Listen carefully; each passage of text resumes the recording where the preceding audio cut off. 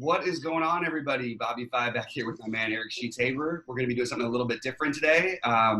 Me and Sheets had this idea, and we didn't have enough time to get to a lot of stuff, as you guys know, with DFS, especially Sheets having a regular job too. You record a couple of videos, a lot of the day's gone. You got a lot of stuff to research. You got a lot of work to do to try and figure out who to play. Then you've got to scramble and try and fill in lineups. So we haven't really had time to do some of the initial things that we thought would be kind of fun. And we certainly have that time at the moment. So the first thing I'm going to say is we're obviously in the coronavirus time, and that's why we're sort of on lockdown. So I've been wanting to ask Sheets some of these questions and ask about a little bit about his life and have him sort of, give us his background. And I haven't really talked about mine. He'll do the same with me. But we thought it would be fun. So Sheets, what are your thoughts today? Where's your head at? Are you ready to get into it? Yeah, no, sounds good. Like I said, I mean, I always have a lot of stuff going on, but there's always, and this is part of what's happening right now is people are trying to find productive things to do with other time that they, otherwise had filled. And while I'm continuing to manage a fund and doing what I have to do, I mean, I did put some time aside to do stuff like this. And we are going to be developing our site, and we're going to put a little time into that while we're kind of, I don't want to say hiatus, but when the actual gambling is a little bit on hiatus right now, we'll put a little time into that. And we kept on saying over the, we first started working together, Bobby and I, that, hey, maybe we'll let people know where we are, who we are, for those who don't know who we are and where we came from and stuff like that. So maybe this would be a good time to do that. And quite honestly, I haven't done this in a while, but as you might get into it, mm-hmm. And back when poker was much bigger and I was more of a part of the poker community, let's put it that way. I mean, I was, people were interviewing me all the time for different reasons, whether it be playing or for backing or whatever. So I was used to kind of just always going through all this, where I came from with all the stuff. And, it's times are a little different as far as I'm concerned. And, now that I'm getting back involved in the gambling world a little bit through the DFS community, it'd be interesting to go through all that again, I guess. I'm looking forward to it, man, because I now feel like, okay, so here's just, we never talked about this about me, but as you can probably imagine with the way my brain works, I just soaked up every piece of live poker that was ever on air, basically, in the early going. At some point, it became a little bit too much to ever keep up with. But I watched every early one. I can't remember what year was it. What year was it that you played that one it was like one of the first ones I remember seeing on television. It was in Atlantic City or something. I don't even remember. It's funny that you mentioned it almost like a shill, because I guess you wouldn't follow my Twitter too much. I actually, in the last couple of days, Alex Jacob posted a link to old videos of the U.S. Poker Championships on the Taj in 2006, and that's the one that he won. So he put a whole bunch of stuff on there, and I said, okay, I'll find something. So I raised him a link to a 2004 U.S. Poker Championship video, which I was in for about an hour or something like that. So, yeah. So that was the first time I was actually on TV for something like that. And every once in a while, that even still airs in bars and stuff. And people say, hey, you're the guy from TV. I'm like, really? You know how many people that have been on TV since then in poker? I mean, how do you remember that one? So that was the one you're probably referring to as the U.S. Poker Championship thing from 2004. Absolutely. I haven't had I was well at poker, but I didn't have as many TV things. I like to, what I did as I like to play the EPTs a lot, but we had this one thing that you won on Full Tilt that was basically, it's like you and then the 6-5 pros or whatever. Of course, in my opinion, all the online guys are probably as good or better than every pro in the tournament.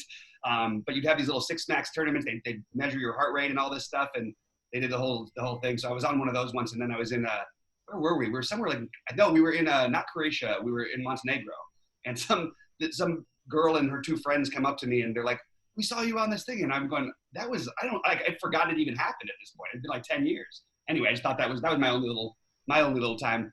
So when did you start actually playing? So poker? Okay, so wow. All right. So I was a tournament chess player, and as I mentioned in a lot of these videos, I always had something going on. I always did horses. I became a tournament chess player kind of later in life, actually. And one of the guys that I met from the chess community was a guy named Elon Schwartz. He was a chess master, and he kind of taught me how to play chess a little bit. I met my friend Arkady, and these are guys from Washington Square Park. They were playing for $1 a game in chess and stuff like that, and backgammon also. And after I learned chess, I also got involved in tournament backgammon. And tournament backgammon is a great game, but there's not all that much money to be made outside, the cash games, which is always money to be made. And in about 2003 or so, when all the poker guys started, all the backgammon guys started to become poker guys. And like the first guy that did it, Phil Lack, who you guys all probably know, right? He was a good friend of mine from backgammon. And he called me and said, hey, my friend Antonio is in this, the final table of this thing that's on TV on this WPT thing. I'm like, the what? He's like, WPT. I'm like, I don't even know what that is. I literally don't know how to play poker, And he's, no, but check this out. So that was like the big deal. All our backgammon guys were watching Phil Lack's friend Antonio at the final table of some WPT, and really nobody knew how to play. And so slowly but surely, everybody kind of learned how to play poker. And Elon, back to him. Can I interject for 1 second? Are we sure that Yeah. Phil Lack learned how to play poker? Just kidding. Sorry. Right. So he right. Wait. So Elon was kept staying in touch with me. We spoke all the time, and he's like, "Listen, I'm playing this poker tournament over at PlayStation, which was the semi-underground place in the city that everybody played poker. And why don't you come over and and play a tournament? I don't know how to play. So you'll figure it out. What do you? I'll figure it out. I don't know anything about it. He's like, why don't you come over? Why don't you play? It's no limit hold'em. Just like it is on TV. I'm like, I have no idea. And so slowly but surely, he kept on needling me to come over. I'm like, all right, I'll come and watch. He's like, screw that. What do you come and watch for? Why don't you come and play? And then he said something. It's like the funniest thing looking back that kind of got me to play. This is how dumb I was. I didn't know anything. He said, Eric, listen to me. For $50, you get 300 in chips. I'm like, oh my God.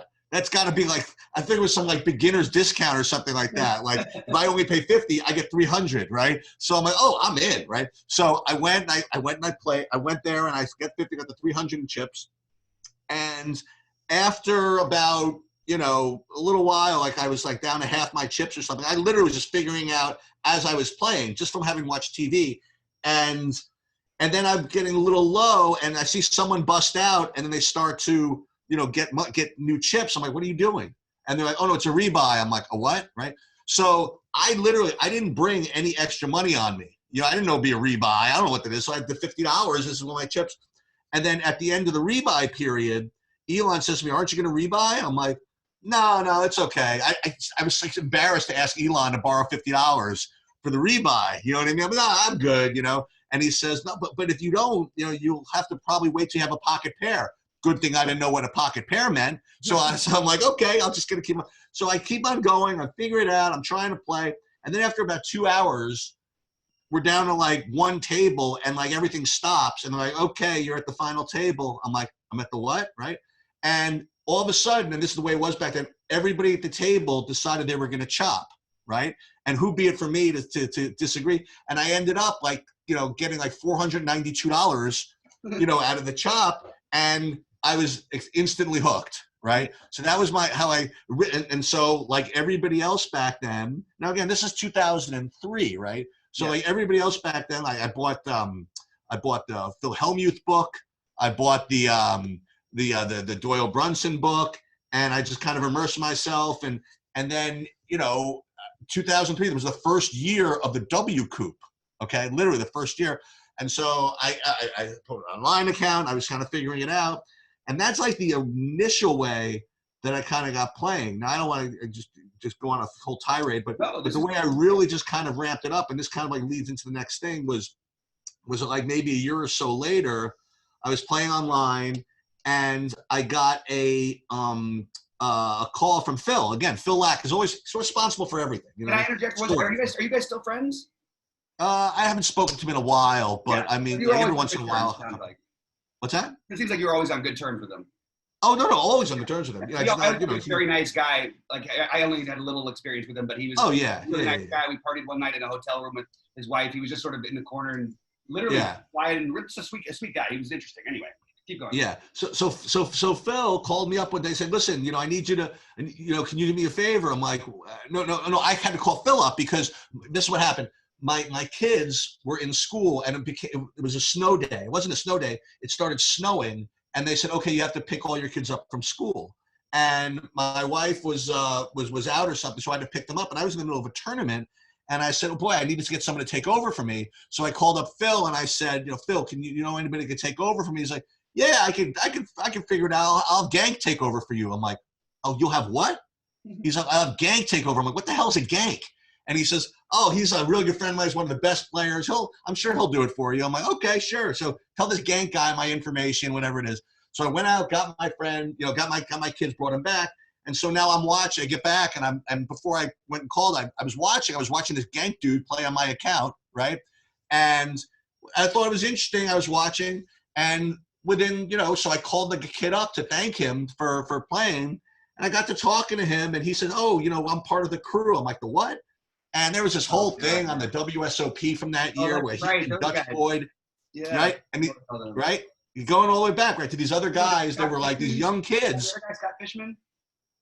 Yep, and Scott Fishman too.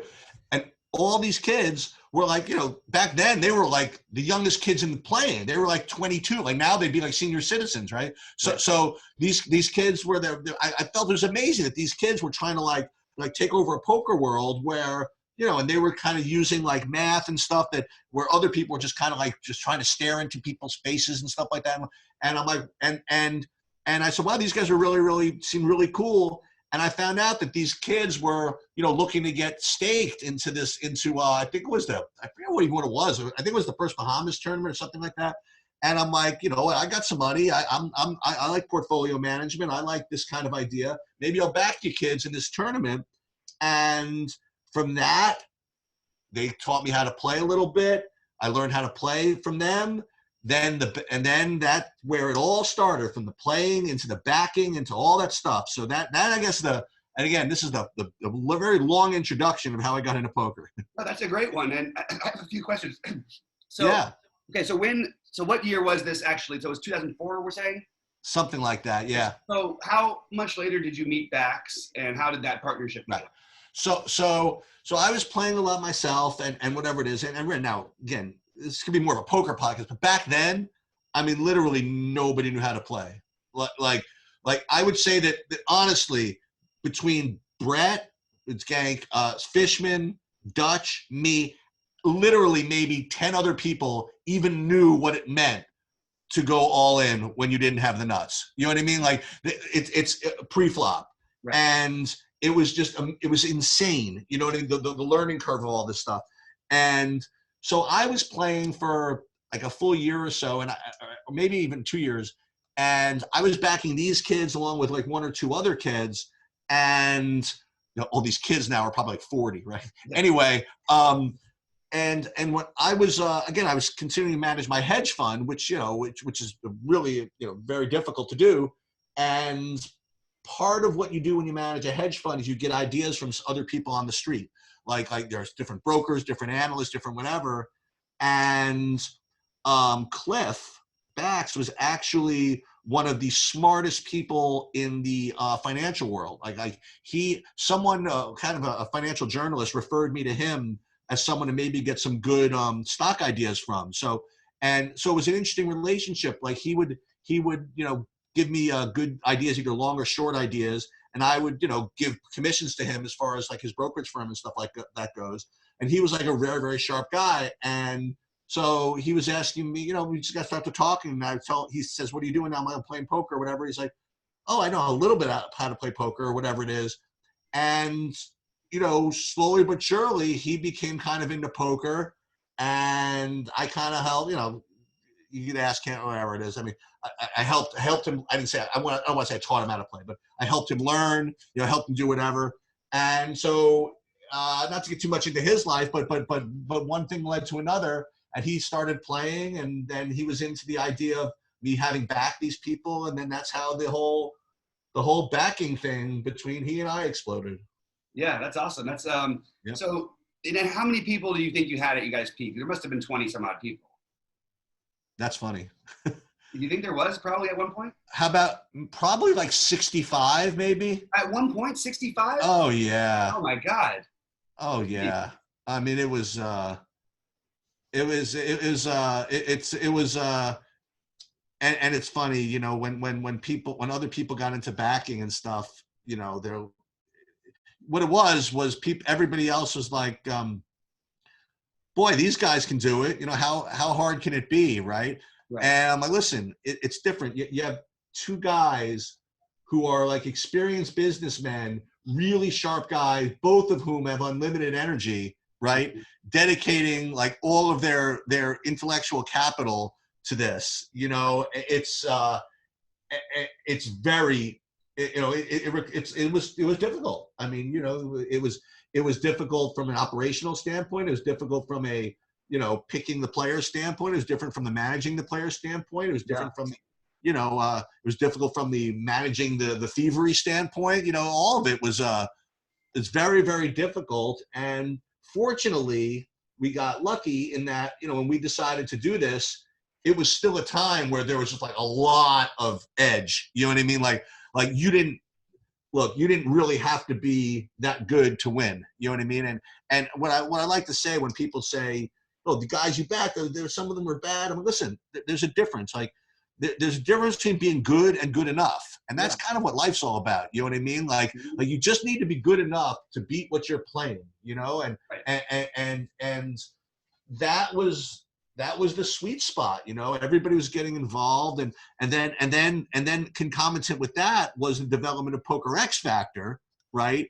Where we started teaching people and the training site like how to play, you know, and so that was, for those of you who were part of it, like the whole thing, that whole 2004 to 2009 period was just freaking insane. Yeah. As far as online poker goes. I mean, it was just crazy. And it was crazy for all kinds of poker. I mean, I remember how those World Series were at the beginning, just completely underprepared. You had 700 people waiting in line for a bathroom. You'd have to wait, you know, time it out and know you're going to miss, you know, 20 minutes of the tournament to try and just take a leak. Anyway, it was a crazy time. But what I'm wondering, how did you possibly manage? Because I know a lot of these people, obviously, and I'm really good friends with some of them. Even good people have can do bad things when money's involved, when they feel broke and they're up against it. How did that management work for you guys? How did you sort of deal with that? I'm not asking specifically in relation to those guys, but in general. No, I'm not going to, you know, put names out there, but sure. but you have to be kind of weird to think about. It's weird to think about in this way. So first of all, Cliff was a stone expert when it came to flushing out people who were bad seeds. Okay, he was awesome. I was like the naive one. That's like, no, I'm sure the guy's fine. He screwed 11 other people over before us. Well, but this guy's gonna be fine for us, right? Well, it's totally worth noting that there was a point where you guys were actually going to back me, but he didn't agree to it because of my connection to certain other people. Oh, is that true? I didn't even know that. Yeah. But Cliff was definitely the cautious one with respect to that, and I was like, no, come on, whatever. But then, like, it was interesting because I don't want to recommend this necessarily, but at some point there were guys that we had backed that, you know, were really, really good players that ended up like making us money and then ended up stealing from us. So we had to get rid of them. And they would even come back to us a little later and people would be like, why the hell would you take a guy back?